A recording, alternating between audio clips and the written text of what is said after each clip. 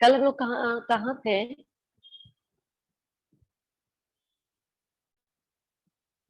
एक सेकेंड कर दूं। कल कहाँ पे थे, कौन सा टॉपिक कवर कर रहे थे, बस मुझे ये याद दिला दो। कम्युनिकेशन में मैम। एक सेकेंड। हाँ, कम्युनिकेशन का बैरियर पर रहे थे, वही खत्म करना। ठीक।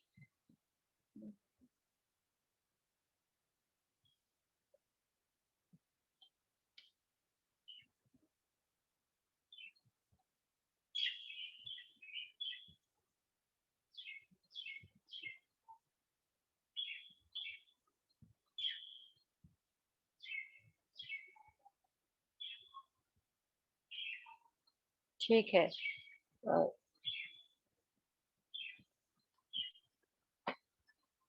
मैं शेयर करती हूँ एक मिनट स्क्रीन।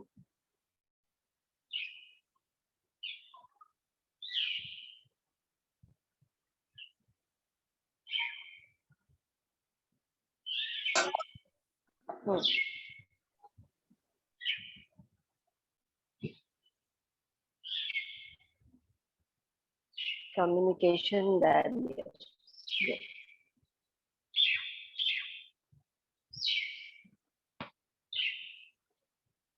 हम लोग ये सब पढ़ चुके थे। हाँ, हम लोग मेरे ख्याल से सिमेंटिक बैरियर तक पढ़ चुके हैं। इसके आगे आज आज करेंगे। तो ma'am semantic barrier of barrier. Communication. हाँ बोलिए। मैम बैरियर ऑफ बोलो। कम्युनिकेशन और स्पैन ऑफ मैनेजमेंट का मैम पीडीएफ भेज दीजिएगा, मैम नहीं है मेरे पास और किसी पैन के ऑफ पास मैम। मैनेजमेंट का पीडीएफ नहीं है? No ma'am. मैंने उसका 2 भेजा है। आई हैव टू फाइंड कि मेरे पास भी अभी वो है या नहीं है, क्योंकि मेरे पेन ड्राइव में थोड़ा इशू था, तो पता नहीं, कुछ चीजें तो मैंने रिट्राइव किया पर वो है या नहीं है, आई एम नॉट श्योर। भेजा ओके तो है मैंने। अगर आप लोगों में से किसी के पास हो तो आप लोग वापस से ग्रुप में एक बार या उनको स्पेशली फॉरवर्ड कर दीजिए। मैंने 2 भेजा है। एक तो साथ में है, ऑर्गेनाइजेशन के साथ होगा स्पैन ऑफ कंट्रोल, और या फिर डिसेंट्रलाइजेशन या डिपार्टमेंट उसमें होगा।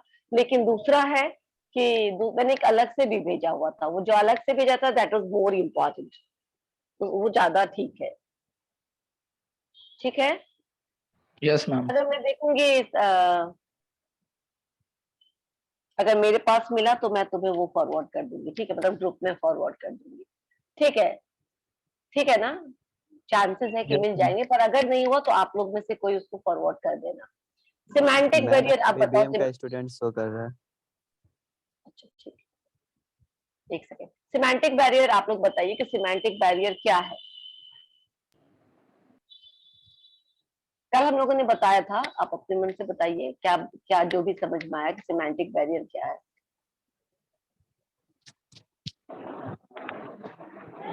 Yes ma'am, expression symbol words से हम लोग। अगर वो सब वजह से अगर मिसअंडरस्टैंडिंग क्रिएट होती है। अच्छा, एनीबॉडी फ्रॉम बीबीएम? बीबीएम का क्लास ये नहीं है, ये बीबीए का क्लास चल रहा है। तो अगर आप गलती से यहाँ आ गए, ज्वाइन हो गए, तो साक्षी, मैं आपको वेटिंग रूम में डालती हूँ, आप रिमूव हो जाइएगा। ठीक है। Good morning ma'am. बैरियर क्या है? Good morning. क्या है ये? मिसअंडरस्टैंडिंग की वजह से जो क्रिएट होता है प्रॉब्लम, उसको सिमेंटिक बैरियर बोलते हैं। ये मिसअंडरस्टैंडिंग सेंडर और रिसीवर के बीच में किसी भी वजह से हो सकता है। गलत वर्ड्स के चयन से, गलत सिंबल के चयन से, या गलत गलत तरीके से इंटरप्रेट करने की वजह से। सबका अपना अपना बैकग्राउंड है और सब अपने अपने बैकग्राउंड के हिसाब से उस विषय वस्तु को क्या करते हैं, इंटरप्रेट करते हैं। ठीक है ना, समझने की कोशिश करते हैं। तो ये भी सिमेंटिक बैरियर का यही जो डिफरेंट इंटरप्रिटेशन है, या डिफरेंट अंडरस्टैंडिंग है, या फिर गलत सिंबल्स का यूज है, इनकोडिंग ठीक रॉन्गफुल से नहीं वर्ड्स कर का पाते। चयन कर लिया गया है, उसको हम सिमेंटिक बैरियर कहते हैं, जिससे मिसअंडरस्टैंडिंग होता है। Semantic barrier actually means misunderstanding between sender and the receiver, किसी भी कारण से। ठीक है, यस इसको हम मैम। सिमेंटिक बैरियर कहते हैं। चलो इसके Yes, आगे नेक्स्ट है, वो हम देखते हैं। अभी ये इमोशंस। इमोशंस क्या है? Emotions of both the sender and receiver influence the message and is transmitted and received. क्या आपको कभी लगता है कि if you are in good mood तो आप किसी अच्छी खबर को अच्छे तरीके से रिप्रेजेंट कर पाते हैं।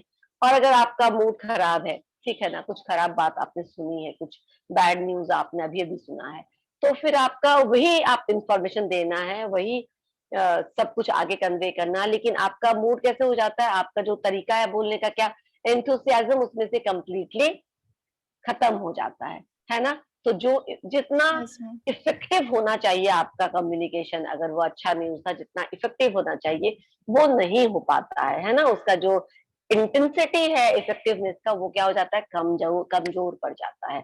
उसी तरह यू आर इलेटेड, ठीक है ना, आप बहुत खुश है, बहुत हैप्पी है, ठीक है, और आप अपना कुछ गुड न्यूज किसी और के साथ शेयर कर रहे हैं, जो सेंडर है उस रिसीवर है उसको आप बोल रहे हैं, but receiver had bad mood, ठीक है ना, रिसीवर का दिन खराब चल रहा है आजकल। तो आप कितने भी अच्छे से, कितने भी खुशी का न्यूज एक्साइटमेंट के साथ दे, उसको वो कैसे लेगा, उस तरीके से नहीं ले पाएगा जिस तरीके से उसके लिए वो न्यूज था। आपको कोल्ड रिस्पॉन्स मिल सकता है दूसरे एंगल से, है ना। तो इमोशंस का भी अलाइन होना बहुत जरूरी है, और ये बहुत जरूरी है कि सेंडर एंड रिसीवर का जो इमोशंस है उस समय उस बातों को रिसीव करते हैं वो बैलेंस मूड में रहे।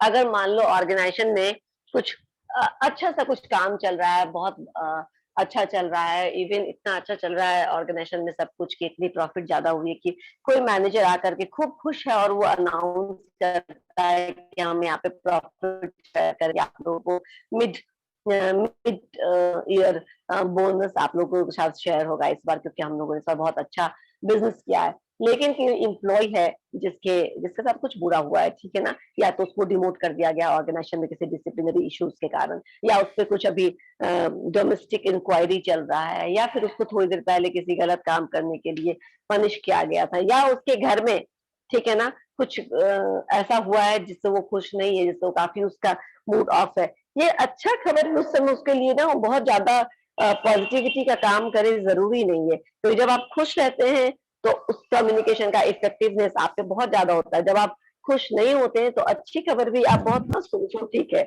है यार, ये है, ठीक है, जस्ट न्यूज, आप उस पर बहुत अच्छा रिएक्शन नहीं दे पाएंगे। और अगर आपका बहुत कोल्ड रिस्पॉन्स मिले मैनेजर को, तो ये समझ सकता है मैनेजर क्या है यार, अपने एम्प्लॉयज के लिए कुछ भी कर लो दे, कभी भी वो खुश नहीं होते, कभी भी वो हैप्पी रिस्पॉन्स नहीं करते हैं। But the problem here is emotions की, इमोशनल जो दोनों तरफ का जो बैलेंस है वो बैलेंस नहीं है, कोई ना कोई एक पार्टी इम्बैलेंस्ड है इमोशनली, है ना। Yes ma'am. Yes ma'am. Yes ma'am. तो इसका भी इफेक्ट होता है। देखो मैं अभी पढ़ा रही हूँ क्लास में, ठीक है ना, और आप लोग सभी अपने अपने घर में, लेकिन सबके घर के अलग अलग सर्कमस्टांसेस है, अलग अलग सिचुएशन है। कोई किसी घर में कुछ अच्छा है, किसी के घर में या किसी के आसपास में कुछ बुरा है, बुरा न्यूज चल रहा है। तो क्या है ना कि सबके लिए मेरा जो लेक्चर है उतना ही इफेक्टिव हो जरूरी नहीं। किसी दिन आपका ही तबीयत खराब है और मैं वही लेक्चर डिलीवर कर रही हूँ, उसी लेक्चर से यहाँ के 10 बच्चों को काफी फायदा हो रहा है, लेकिन 11वें को भी हो, 12वें को भी हो, जरूरी नहीं, क्योंकि उसका तबीयत ठीक नहीं है, उसके घर का कुछ माहौल ठीक नहीं है, तो वो उस तरीके से उस चीज को नहीं ग्रास्प कर पाएगा जैसे आप लोग कर पाते हो, है ना। तो ये सेंडर और रिसीवर दोनों के मूड को डिफाइन करता है, और इससे इफेक्टिवनेस ऑफ कम्युनिकेशन में कहीं ना कहीं क्या होता है, उतना इफेक्टिव नहीं रह जाता जितना इसको रहना चाहिए। Right, clear. Yes ma'am.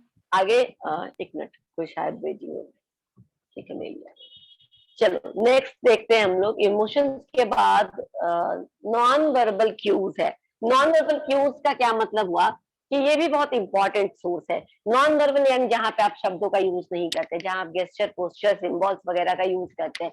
अब ये क्यूज कैसे होने चाहिए, ये कंसिस्टेंट होना चाहिए मैसेज के साथ, ठीक है ना। अगर आप खुश हैं तो आपका जो अच्छा कहने का अंदाज है या आपका जो व्यक्त करने का अंदाज है वो ऐसा खुश जैसा होना चाहिए। बात खुशी के कह रहे हो और मुंह पे 12 बज रहा है, ठीक है ना, अरे क्या कर रहे हो यार, कुछ क्या है तो समझ में नहीं आ रहा, सच बोल रहे हो झूठ बोलो, कंफ्यूज कर रहे हो। होता है ना कभी कभी, कभी कभी लोग आपकी तारीफ ऐसे करते हैं कि यू बिकम डाउटफुल, ये तारीफ है या व्यंग है ना। Yes ma'am. You become doubtful, ये क्या, मुझे तो पूछना पड़ता है क्या है, साफ साफ बताओ, मुझे नहीं समझ में आ रहा है व्हाट यू वांटेड टू से, क्योंकि मुझे सार्कास्म कभी कभी नहीं समझ में आता है कि ये सार्कास्टिक भी हो सकता है, ठीक है ना। तो अलाइंड होने का मतलब है कि जो मैसेज है उससे आपका इमोशंस, उससे आपके जो नॉन वर्बल क्यूज है जो आपके एक्सप्रेशन है वो कंसिस्टेंट होना चाहिए। अगर दोनों के बीच में इनकंसिस्टेंसी हुआ, इनकंसिस्टेंसी के का मतलब अगर दोनों के बीच में कोई तालमेल नहीं है तो क्या होगा, उस मैसेज का असर भी ठीक से नहीं होगा, वो मैसेज भी सही तरीके से नहीं ग्रास्प किया जाएगा या लिया जाएगा। क्लियर, समझ में आया? तो non verbal cues should be consistent with the message, जो मैसेज है उससे कंसिस्टेंट होना चाहिए, उसके साथ अलाइंड होना चाहिए, मैच होना चाहिए, ठीक है ना, एक दूसरे को सपोर्ट करना चाहिए, सिंपल। नेक्स्ट है टाइम प्रेशर। ठीक है, एक हम लोगों ने एक इंफॉर्मेशन ओवरलोड लगता है मिस कर दिया था। इंफॉर्मेशन ओवरलोड मतलब होता है एक साथ आपको मैंने 2 चैप्टर खत्म कर दिया एक ही दिन के क्लास में। ओवरलोड हो गया ना, कितना भी अच्छा मैं पढ़ाती है, मैम की बात समझ में आ जाती है, ठीक है, एग्जाम्पल्स देती है तो समझ में आ जाता है, जो भी है। मान लो मैम की बात नहीं समझ में आती है, नीतीश सर की बात समझ में आ जाती है, बहुत अच्छे से पढ़ाते हैं, इतना टफ सब्जेक्ट भी इतने आसानी से पढ़ा देते, सब समझ में आता है। लेकिन नीतीश सर ने क्या किया आज, उन्होंने कसम खा कर गए थे कि आज ये दोनों तो खत्म करके जाना है इस क्लास से, ठीक है ना। अब उन्होंने क्या किया, आपको 2 चैप्टर एक दिन में खत्म कर दिया, इंफॉर्मेशन ओवरलोड। उसके बाद आधे घंटे का उन्होंने क्या क्या पढ़ाया, सब इधर इधर इधर इधर इधर इधर, कुछ नहीं समझ में आया, है ना। यस तो कम्युनिकेशन का Yes, पर्पस ma'am. खत्म ना, उन्होंने खत्म for the sake of completing syllabus. चलो ये काम हो गया कि मैंने या किसी और टीचर ने आपको सिलेबस तो खत्म कर दिया, लेकिन क्या उससे आपको फायदा हुआ? No, नो नहीं मैम हुआ। तो ये कम्युनिकेशन इफेक्टिव हुआ या इनइफेक्टिव हुआ, ये भी एक बैरियर की तरह काम होता है। इसी तरह ineffective. ऑर्गेनाइजेशन से भी हम रिलेट कर सकते हैं इसको, कि मान लो ऑर्गेनाइजेशन में किसी मैनेजर के पास बहुत सारे इंफॉर्मेशन से शेयर करने के लिए, या बहुत कुछ काम करने के लिए देना है, बहुत सारी ड्यूटीज डेलीगेट करना है, लेकिन एक साथ वो बहुत सारे ड्यूटीज आपको डेलीगेट कर रहा है। रुको रुको, कुछ तो ज्यादा दो, घुसने दो दिमाग के अंदर, कुछ घुस ही नहीं रहा है सर, आप क्या बोल रहे, एक एक करके दीजिए, एक एक करके बताइए, ठीक है ना। 2 बार 2 काम या 3 काम मुझे एक बार में बताइए, मैं जब वो कर लूंगा फिर कोई नेक्स्ट काम दीजिएगा। क्योंकि अगर बहुत ज्यादा एक तरफ से मैसेज फ्लडेड होगा, बहुत ज्यादा मैसेज एक तरफ से आप रिसीव करेंगे, तो क्या होगा, तो फिर आपको दिमाग में वो अटकेगा नहीं, वो एक तरफ से फ्लड की तरफ आएगा और दूसरी तरफ से आपका ये जो बाउंड्री है उसको तोड़ता हुआ बाहर निकल जाएगा, राइट। इसीलिए ये भी कम्युनिकेशन को हैम्पर करता है। It also act as hindrance in communication या ऑब्स्टेकल्स टू कम्युनिकेशन। इसीलिए हम इंफॉर्मेशन ओवरलोड को भी कम्युनिकेशन बैरियर मानते हैं, ठीक है। And last one is time pressure. Time pressure कैसे कम्युनिकेशन में एक बैरियर का काम कर सकता है, बताइए।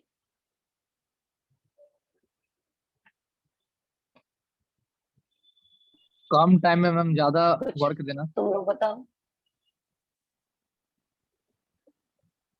कम टाइम में कम्युनिकेट कर पाना, ठीक है ना। टाइम नहीं है तो जो भी बोलना चाह रहे उसको सही से एक्सप्लेन नहीं कर पा रहे, जल्दी जल्दी बोल रहे हैं, हड़बड़ा के बोल रहे हैं, और फिर बीच में क्या हो रहा है कि हड़बड़ी में कुछ बातें अपने मन में रख लेते हैं और लगता है कि सामने वाला समझ लेगा, ठीक है। कभी कभी हम ये भी समझते हैं कि हम जो बोल रहे हैं वो समझ लिया जाएगा, लेकिन सामने वाला कुछ और भी समझ सकता है ना। कुछ तो जब हम मैसेज टेक्स्ट करते हो, टाइम बचाने के लिए आप कुछ शॉर्ट में टेक्स्ट करते हो, ठीक है ना। आप आपने क्या किया कि आपने शॉर्टकट यूज किया, हो सकता है उस शॉर्टकट का मतलब उसको नहीं आता हो, हाँ, Yes. यस मैम होता है मैम।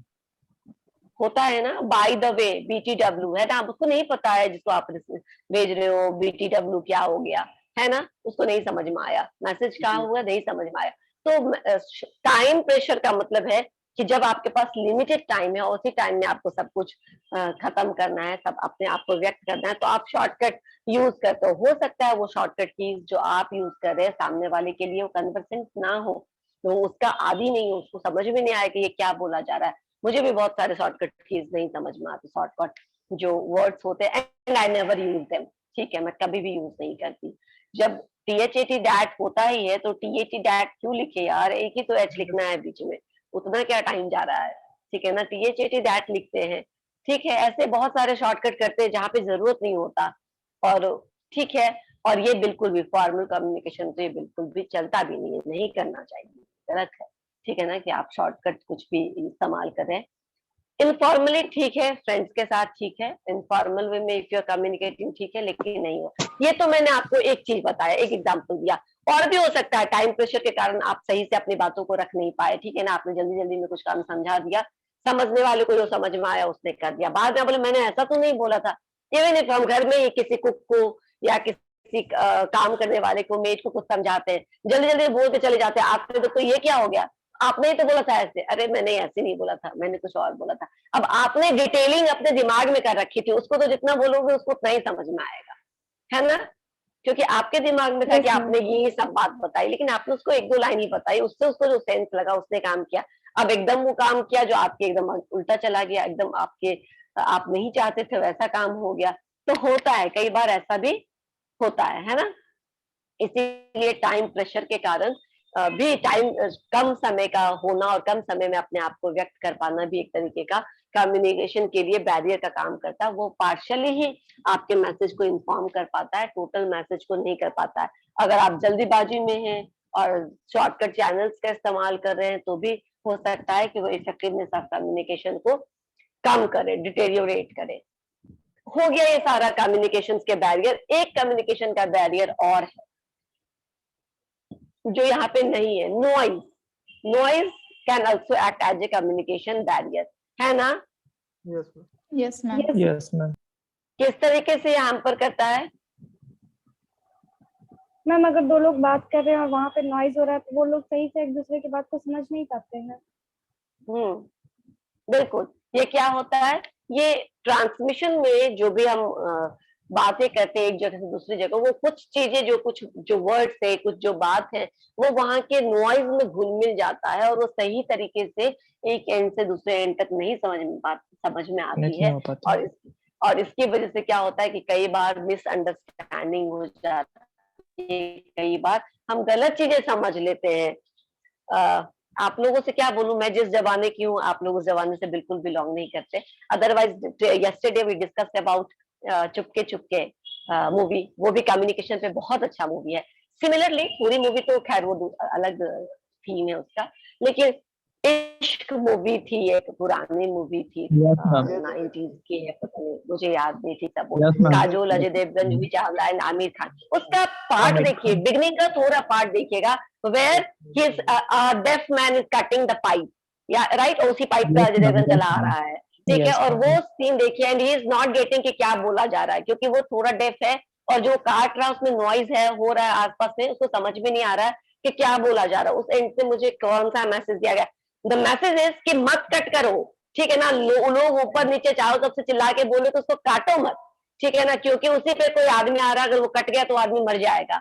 लेकिन वो समझ रहा है कि उसको जल्दी काटो, जल्दी काम खत्म करो, तो जितना जल्दी लोग उसको बोले वो इतनी जोर जोर से आरी चला रहा है और उसकी जान अजय देवगन की जान उतनी ज्यादा जिसके भगवान भरोसे Yes, होती ma'am. जा रही है, right. And that was the scene जहां पे आपको बहुत हंसी लगेगी। Again miscommunication, again barriers, again वो आदमी नहीं सुन पा रहा है ठीक से, जिसकी वजह से ये प्रॉब्लम हुआ। तो there Yes, are ma'am. So many Yeah. Things जिससे हम रिलेट कर सकते हैं इन सब चीजों को। Yeah. तो जिन्होंने देखा होगा दे कैन विजुअलाइज दी, उनको अभी भी हंसी आ रही होगी कि वो कितने हंसी वाला Yes, Yes, वो ma'am. ma'am. जो पॉइंट Yes, था वो ma'am. कितना हंसी वाला सीन है। तो इस तरीके से हम बोल सकते हैं कि नॉइज है या जो मिसअंडरस्टैंडिंग है, जो आप बोलना चाहते हो उसको ठीक अलग तरीके से बोला गया, देन हो गया काम खत्म। जो नहीं हो इसकी कोशिश हो रही है वो बिल्कुल वैसे ही होता है, जो आप रोकना चाहते हो वही हो जाता है। तो कम्युनिकेशन का इसीलिए बहुत इम्पोर्टेंस है और कोशिश रहना चाहिए कि कम्युनिकेशन में क्लैरिटी हो, ठीक है ना। वरना ये आप लोगों ने कभी फील किया है कि नहीं किया नहीं पता, बट मैंने तो अपने साथ ही फील किया। नॉर्मली आई मुझे ऐसा लगता है कि मैं नॉर्मली मेरे जो रिलेशनशिप्स होते हैं, I am good in maintaining interpersonal relationship. कहीं पे भी मैं आई वाज नॉट बैड, ठीक है ना, वो घर हो या बाहर हो या प्रोफेशनल जगह। बहुत सारे लोगों जब हॉस्टल में थे तो जो नॉन महाराष्ट्रन थे उनको ये शिकायत होती थी कि महाराष्ट्रन लोग कोऑपरेटिव नहीं होते हैं, they are not this, they are not that, but I never felt that, क्योंकि मुझे इवन रूममेट्स हो या फिर जो महाराष्ट्रन जो लोकल थे या फिर जो कलीग्स थे ब्रांच में, किसी के साथ भी ऐसी डिफिकल्टी नहीं हुई कि समझने में। लेकिन एक जगह मैंने गलत शब्द का यूज किया था और वो गलत शब्द का यूज मुझे बहुत ज्यादा गिल्टी फीलिंग हुई मुझे, मतलब यूज करने के बाद आई रियलाइज कि मैं ये चाहती तो नहीं थी बोलना, but since I use wrong word, ठीक है ना, जहां पे मैं डिप्लोमेटिक बोल के काम चला सकती थी वहां पे मैंने पॉलिटिकल अप्रोच बोला उस चीज को, एंड दैट बताएं। बिकम्स अ वेरी, उसका मीनिंग पूरा चेंज हो गया, एंड देन हाँ मैं इसको इसीलिए एक्सप्लेन नहीं कर रही हूँ, और बिल्कुल देन मुझे बहुत गिल्टी लगा कि नहीं, मतलब what you don't intended to say, और वैसा मीनिंग निकाला गया, तो बुरा लगता है ना कि हम ऐसा चाहते नहीं है बोलना। तो इसीलिए जो शब्द है वो बहुत बहुत ज्यादा क्या कहते हैं, एक शब्द जैसे हम अगर शब्द को रिलेट करना चाहे तो तुम महाभारत से रिलेट करके देखो कि कैसे एक अपशब्द बोलो या एक मजाक उड़ाना बोलो कि द्रौपदी ने दुर्योधन का मजाक उड़ाया था, राइट, एंड नहीं करना चाहिए था, वो किसी को भी नहीं करना चाहिए। ये सही भी है तो भी नहीं होना चाहिए, है ना। अगर कोई अंधा होता है, कोई लंगड़ा होता है, कोई गूंगा होता है, तो हम उसको उस नाम से नहीं बुलाते, ठीक है ना। हम उसको जो उसका एक उसके लिए जो भी, फिर भी उसके लिए भी एक रिस्पेक्ट का वर्ड चुनना चाहिए। तो वो एक गलत शब्द का यूज था, जिसके कारण तुम बोल सकते हो कि जिसके इर्द गिर्द इतनी ज्यादा घृणा और इतनी ज्यादा लड़ाई का जो पूरा एक वातावरण है, उसमें वो भी एक घी की तरह काम किया था, वो एक एपिसोड भी, कि वो चीज नहीं होना चाहिए। वहीं पर कहीं महात्मा बुद्ध का एग्जाम्पल ले लो, कहीं पे वाल्मीकि को बोले गए शब्द का एग्जाम्पल ले लो, कि कैसे एक वर्ड एक आदमी को डाकू से संत बना देता है ना, साधु महात्मा बना देता है, और कैसे एक आदमी को वो प्रतिद्वंद करने के लिए या फिर बदले की भावना से वो एकदम तैयार हो जाता है कि बी व्हाट हैपेंड, मैं इसे बदला करके रहूंगा, ये लेके रहूंगा। तो वर्ड्स में बहुत ताकत होता है, इतनी ताकत शायद किसी वर्ड के किसी भी वेपन में नहीं है जितना आपके शब्द में है। आप अपने शब्द से बहुत सारा काम अच्छा कर सकते हो और बहुत सारा विध्वंस भी कर सकते हैं। दैट्स वाई वर्ड्स जब भी चुने अपने पर्सनल लाइफ में, अपने प्रोफेशनल लाइफ में, दैट मेरे लिए एक ही वो इंसिडेंट है जो मेरे लिए इस चीज को प्रूफ करता है कि word should be selected very carefully. या तो आप चुप रहिए, या अगर बहुत बोलने का आदी है, प्रत्यय प्रत्यय कहीं कहाँ है, तो या अगर आपको बहुत बोलने की आदत है मेरी तरह, तो आप फिर शब्दों का चयन अच्छे से करिए, क्योंकि ये किसी को हर्ट कर सकता है, that is not good for our health, ठीक है ना। इससे हमको भी बुरा लगता है कि हमारे वजह से किसी को हर्ट हुआ। तो this is what communication means. मैंने बताया आपको बहुत कुछ, अभी हम लोग आगे चलते हैं इफेक्टिव कम्युनिकेशन पे। इफेक्टिव कम्युनिकेशन कैसे हो सकता, how can you make your communication effective. Exactly यही चीज मैं चाहती थी जब आप लोग प्रेजेंटेशन दे रहे थे कि how you can make your communication effective, and बहुत सारे team, I am very proud, this is the first time most of the students are presenting in the class, लेकिन most of you have done best, ठीक है ना। आप लोगों ने, बहुत लोगों ने बहुत अच्छा परफॉर्म किया, पीपीटी के बनाने में भी अच्छा किया, उसको प्रेजेंट करने में भी जो कॉन्फिडेंस था वो कॉन्फिडेंस दिख रहा था। और जब मैं कॉन्फिडेंस की बात करूं तो मेरे दिमाग में एक दो नाम अभी भी है, ठीक है ना। वो नाम I will reveal those name. उस नाम को, Anku is very confident, roll number 7 very confident, and others, Mahi very confident, ठीक है ना। मतलब मैं जिसको एकदम ऊपर के लेवल पे बोल रही हूँ, ठीक है ना, जिसको टॉप पे रख रही हूँ, उसके बाद भी बहुत सारे लोग हैं जो कॉन्फिडेंट थे, जिन्होंने बहुत अच्छे से किया। कुछ बॉयज भी थे जिन्होंने बहुत अच्छे से किया। अभी जो मैंने तीनों नाम लिया, बाय डिफॉल्ट वो लड़कियों का नाम था, ठीक है, वो था, लेकिन इसके बाद लड़के भी हैं। कुछ लड़कों ने, जैसे सागर, ठीक है ना, उसने अच्छे से किया, बहुत स्थिर है वो, बहुत गंभीर है वो, पर प्रेजेंटेशन उसका अच्छा हुआ था, उसने अच्छे से संभाला था।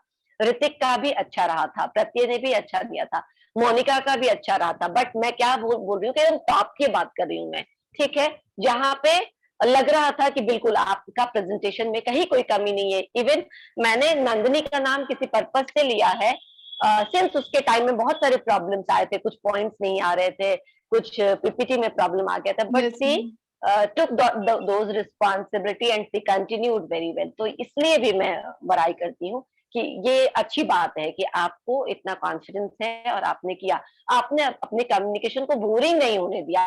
अभी तुम्हारे यहाँ तो फिर भी, अभी ये मैंने टॉप की बात की, जो मैंने कुछ नाम लिए, I am just saying the top most names. उसके बाद अगर ये 100% मैं इनको मार्क्स देती हूँ, तो फिर मैं 95 और 90 और 95 के बीच में भी बहुत सारे नाम आ जाएंगे जिनको मैं उस बीच में रखती हूँ। लेकिन फ्यू स्टूडेंट्स, बहुत कम स्टूडेंट्स ऐसे थे जो 50 के नीचे रहे मेरे इसमें, मेरे क्राइटेरिया में। अब मुझे वो सारे नाम इतने याद नहीं, बट हाँ, बहुत सारे लोग खुद समझ लेंगे कि जिन्होंने कोई भी प्रिपरेशन नहीं किया, जिन्होंने बिल्कुल भी अपने प्रेजेंटेशन को प्रेजेंटेशन समझते हुए कि उसमें कुछ जान डालना है, उसमें कुछ ऐसे इफेक्टिवली डालना है, नींद आ गई आपके प्रेजेंटेशन में या लग रहा है यार जल्दी खत्म करो, तो फिर मजा नहीं आएगा, है ना। Presentation should be like that कि हाँ सुनने के लिए हम तैयार हैं और हमें सुना जा रहा है या बोला जा रहा है या समझा जा रहा है। फिर भी BBA students are much better in comparison to BCA students as for as presentation is compared. आप दोनों का ही फर्स्ट टर्म था, लेकिन हाँ वहां पे कुछ ही लोग हैं जिन्होंने सीरियसली लिया और उन्होंने अच्छा किया। बहुत ज्यादा जील और एंथुसियाज्म किसी भी बच्चे ने नहीं दिखाया, although we are done with presentation in that class also। लेकिन हाँ ये बहुत बड़ी बात है कि आप लोगों ने सबने अच्छा Yes, किया। फ्यू एक्सेप्टिंग फ्यू, और ये फ्यू में 8-10 लोग ही Thank आते you, हैं, ma'am. बाकी सब कोई नहीं आता, सिर्फ 8-10 लोग आते हैं, ठीक है। तो अब हम आते हैं effective communication. Yes, communication ma'am. आते हैं कैसे ना, ma'am. इफेक्टिव हो और सकता ma'am, है? हाँ कुछ बोल रहे हो प्रत्यय? यस मैम, एक मैम प्रेजेंटेशन आपके मैम जो AQ जिसमें आप हमेशा डालती है ना ये लिंक, उसमें गया होगा मैम, उस प्रेजेंटेशन को ओपन कीजिएगा मैम। अदनान सर उसको डाले मैम उस लिंक को, और एक बार कृपया उसको देखिएगा मैम। आप मुझे सेंड कर दीजिए, क्योंकि ऐसे मैं लिंक नहीं सर्च कर पाऊंगी प्रत्यय। अगर आपको ऐसे कोई ओके मैम, सेंड स्पेसिफिक कर है कि देते हैं आप मैम। मुझे उस सर्च प्रेजेंटेशन में करना मैम तो आप मुझे send- हम भी थे, इसलिए प्रत्यय ने करके बहुत आपको अच्छा बताया किया था। है, मैं जानती हूँ ना, प्रत्यय वही चीजें फॉरवर्ड करता है जिसमें उसने कुछ अच्छा किया। नाउ आई नो दिस, ठीक है। ओके चलिए हम आगे बढ़ते हैं कि हम अपने कम्युनिकेशन को कैसे इफेक्टिव बना सकते हैं।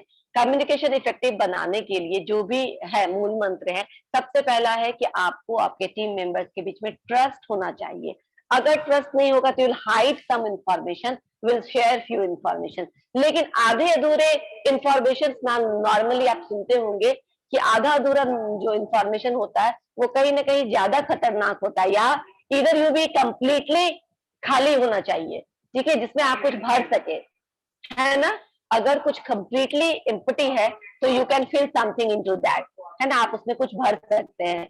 और अगर आधा भरा है और वो गलत चीजों से भरा है तो वो ज्यादा डेंजरस है ना, वो ज्यादा Yes, ma'am. नुकसानदायक हो जाता है। तो Yes, यही ma'am. चीज है कि आपको अगर आपके टीम मेंबर्स पे पूरा भरोसा नहीं है and you just tell them, give them half of the information, तो हो सकता है वो अच्छे से समझ नहीं पाए कि क्या एक्सपेक्टेड है, क्या उनको करना है, क्या आप चाहते हैं, and that becomes a problematic point. तो इसीलिए ट्रस्ट होना अपने टीम मेंबर्स के पीछे बहुत जरूरी है, ताकि दोनों तरफ से कम्युनिकेशन हो सके, आप भी बोल सके, वो भी आपसे फीडबैक ले सके, वो भी आपसे क्लैरिफिकेशन ले सके कि व्हाट इज एक्सपेक्टेड, मुझे और क्या क्या करना चाहिए, क्या क्या आप मुझसे चाहते हैं। ऐसा नहीं हो कि फियर का माहौल हो, आपने जो बोल दिया वही हम करेंगे एंड देन दूसरे को कुछ बोलने की आजादी नहीं है, राइट। तो एक बैलेंस होना चाहिए एंड एक ट्रस्ट का माहौल होना चाहिए पूरे टीम के मेंबर में, जहां लोग अपनी बातें को बिना किसी फियर के रख सके, तो वहां पे कम्युनिकेशन इफेक्टिव होगा। नेक्स्ट है regulate the flow of information. Regulate the flow of information means क्या हुआ कि अभी हम लोगों ने एक पॉइंट पढ़ा था, इंफॉर्मेशन ओवरलोड, है ना। इंफॉर्मेशन ओवरलोड का आप लोगों को समझ में आ गया ना कि क्या साइड इफेक्ट होता है। तो साइड इफेक्ट नहीं होना चाहिए, रेगुलेटेड वे में आप इंफॉर्मेशन दीजिए एक पॉइंट से दूसरे पॉइंट तक, ताकि आज जितना समझ में आएगा मैम आज उतना ही पढ़ाइए, ठीक है ना, वरना हमारी समझ में वो नहीं आएगा, वो इधर उधर चला जाएगा। तो इंफॉर्मेशन ओवरफ्लो नहीं होना चाहिए, इसीलिए बोलते रेगुलेटेड फ्लो ऑफ इंफॉर्मेशन। थोड़ा थोड़ा जो भी है वो थोड़ा थोड़ा टास्क असाइन करिए, थोड़ा थोड़ा नोटिस दीजिए जो जो कि दिमाग में अटक सके। बहुत सारी बात अगर बोलेंगे आप एक साथ में तो part of the things get retained and part of the things वहीं पे खत्म हो जाएगी। नेक्स्ट है सिंप्लीफाइंग लैंग्वेज। इसको एक्सप्लेन करने की क्या जरूरत है, लैंग्वेज तो सिंपल होना ही चाहिए। कल भी हमने बताया था कि लैंग्वेज क्यों सिंपल होना चाहिए, अदरवाइज आपका लोकल लैंग्वेज भी आपको मुश्किल लग सकता है, शुद्ध हिंदी भी आपको संस्कृत जैसा फील करा सकता है, राइट, और फिर वो आपके लिए एक गंभीर समस्या हो जाएगा। एक है फीडबैक। फीडबैक कैसा होना चाहिए, वर्बल एंड नॉन वर्बल दोनों फीडबैक होने चाहिए। क्यों दोनों फीडबैक जरूरी है? अमृत एक्चुअली आप मुस्कुरा रहे हैं और बात कर रहे हैं तो मैं डिस्ट्रैक्ट हो रही हूँ, ठीक है ना। आप अगर थैंक यू कि आपने वीडियो ऑन कर रखा है, लेकिन थोड़ा सा फोकस रहिए, मुझे डिस्ट्रैक्शन हो रहा है कि with whom you are talking और कहाँ आपका ध्यान है। ओके ठीक है, तो अभी हम मैं जो बात कर रही थी वो verbal and non verbal feedback की बात कर रही थी। जब हम लोग फिजिकल बातें करते हैं, फिजिकली आमने सामने बात करते हैं, तो हमको फीडबैक क्या होता है, तुरंत मिल जाता है, उसी समय हमको पता चल जाता है। लेकिन अगर हम ऑनलाइन बात कर रहे हैं, टेलीफोन पे बात करें, तो हमको फीडबैक नहीं पता चलता। एंड देन बहुत कुछ है जो आपके वर्ड से नहीं क्लियर होता है, लेकिन आपके बोलने के तरीके से क्लियर हो जाता है, आपके बॉडी लैंग्वेज से क्लियर हो जाता है। किसी ने आपको कोई काम असाइन किया, फोन पे तो आप यही बोलोगे ओके मैम, है ना, लेकिन अगर सामने बोलोगे तो I will come to know ये ओके कितना ओके है, ठीक है ना, 100% ओके है, 90% ओके है, 50% ओके है, या बिल्कुल ओके नहीं है, जस्ट से ओके मैम, क्योंकि मैं आपको नहीं मैम नहीं बोल सकती, ठीक है ना, या नहीं मैम नहीं बोल सकता इसीलिए ओके बोल दिया। ये बाहर निकलते भूल जाएगा, ये कुछ नहीं करने वाला। Feedback is an important thing, जहां तक हो सके दोनों होना चाहिए। अगर दोनों नहीं है तो एटलीस्ट क्लियरली हमको रिटन या फिर टेलीफोनिक वे में मेल के माध्यम से क्लियर कम्युनिकेशन करना चाहिए, क्लियर फीडबैक देना चाहिए, ताकि सेंडर को अगर आप ना हेल्प करें तो वो किसी और जगह से टाइमली हेल्प ले सके। समझ में आया? Yes ma'am. Yes, ma'am. के बाद फर्दर इफेक्टिव लिसनिंग, जो हमने कहा था कि अच्छा कम्युनिकेटर, अच्छा स्पीकर वही हो सकता है जो अच्छा लिसनर है। जो सुन नहीं सकता है वो अच्छे से बोल नहीं सकता है, क्योंकि लिसन करने का मतलब है क्या कि आप एकदम देखते हो कि कभी कभी मीटिंग में एक कन्वीनर होता है जो बाद में थैंक यू नोट प्रेजेंट करता है, ठीक है ना। वो थैंक यू नोट प्रेजेंटर का क्या काम होता है कि अब तक जो भी वक्ता आया और उन्होंने जो भी बोला, उन्होंने क्या क्या की पॉइंट्स बोले, उसको वो सुनता है, उसको ध्यान रखता है। एंड व्हेन ही कम, और जब वो थैंक यू बोलने के लिए आता है, जब वो स्टेज पे थैंक यू नोट देने के लिए आता है, तो उस थैंक यू नोट प्रेजेंटेशन या थैंक यू नोट स्पीकर को, हर एक स्पीकर को थैंक यू बोलते समय एक दो लाइन वो बातें बोलनी होती कि ही फोकस्ड ऑन फलाना एंड फलाना पॉइंट, ठीक है ना, he emphasized on this point and that is the take away from this meeting, है ना। तो इस तरीके से आप अगर अच्छे लिसनर है तो आप उसको अच्छे से सम अप करके एक अच्छा थैंक यू नोट बना सकते हैं, ठीक है। नेक्स्ट, तो इफेक्टिव लिसनिंग ही इफेक्टिव कम्युनिकेशन का एक इंपॉर्टेंट पार्ट है, क्योंकि अगर मैं बोल रही हूँ और तुम सुन नहीं रहे हो, then again when I ask question तो आप आंसर कर पाएंगे क्या इफेक्टिवली? No ma'am. नहीं, इसीलिए सुनना जरूरी है। See the emotions do not cloud and distort the message. अभी हम लोगों ने जो इमोशंस के अंदर में पढ़ा था या नॉन वर्बल क्यूज के अंदर पढ़ा था, वही बात है कि आप मेक श्योर कि जो आपका इमोशंस है, आपका जो गेस्चर पोस्चर है या नॉन वर्बल क्यूज है, वो आपके मैसेज को डिस्टोर्ट तो नहीं कर रहा है, चेंज तो नहीं कर रहा है, कवर अप तो नहीं कर रहा है, ठीक है ना। यानी कि आपके इमोशंस, आपके नॉन वर्बल क्यूज, वो सभी सपोर्ट करने चाहिए आपके मैसेज को।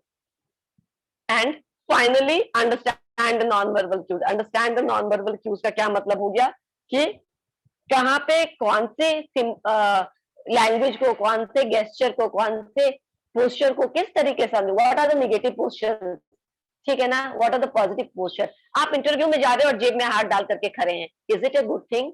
तो आपको पता होना चाहिए it is not a bad thing. इसमें क्या हो गया, आपने किसी को हर्ट नहीं किया, आपने किसी को गाली नहीं दी, आपने किसी के लिए कुछ भी गलत नहीं बोला, तो ये फिर क्यों गलत माना जाएगा? क्योंकि सीनियर के सामने हमारे जेब में हाथ नहीं होना चाहिए, राइट। तो आपको नॉन वर्बल क्यूज का नॉलेज होना चाहिए कि व्हाट शुड बी। आप अपना सीनियर आपसे बात कर रहे हैं, आप कहीं इंटरव्यू दे रहे हो and then you are doing this, आपके हाथ में पेन है और आप ऐसे से कर रहे हो, it is also not good, ठीक है ना। तो जो नॉन वर्बल क्यूज है वो क्या अच्छा है क्या बुरा है, ठीक है ना, इसको हम सॉफ्ट स्किल्स बोल सकते हैं। इसकी नॉलेज होना चाहिए, इसका नॉलेज हमें होना चाहिए, क्योंकि ये भी कम्युनिकेशन को अफेक्ट करता है, ठीक है ना। ये भी आपके पर्सनालिटी को कन्वे करता है दूसरे पॉइंट पर, है ना। इसी तरह टीचर्स को भी हमेशा, अगर वो स्टूडेंट को ही पढ़ा रहा है तो हमेशा लूपहोल्स फाइंड आउट करना या हमेशा आपकी खामियों को गिनाना, ये भी ठीक नहीं है, क्योंकि अंदर ही अंदर क्या होता है, आपको फिर उससे प्रॉब्लम होने लगती है कि ये टीचर हमेशा ऐसे ही बोलते हैं, कितना भी अच्छा करो बुरा बोलते हैं, ठीक है ना। हमारे अंदर आप पॉजिटिविटी देखिए, तो दोनों तरफ से है कि हमेशा डांटना, फटकारना या फिर नॉन वर्बल क्यूज यानी हमेशा गुस्सा करना, ये ठीक नहीं है। तो आपको जो चीज सही लगता है वो चीज करना चाहिए। स्टूडेंट्स को भी टीचर के सामने कैसे बैठना है, कैसे पढ़ना है, ये सब पता होना चाहिए। इवन इफ आप कुछ गलत नहीं बोल रहे हैं, पर आपका बॉडी लैंग्वेज भी बहुत कुछ बोलता है ना। Yes ma'am.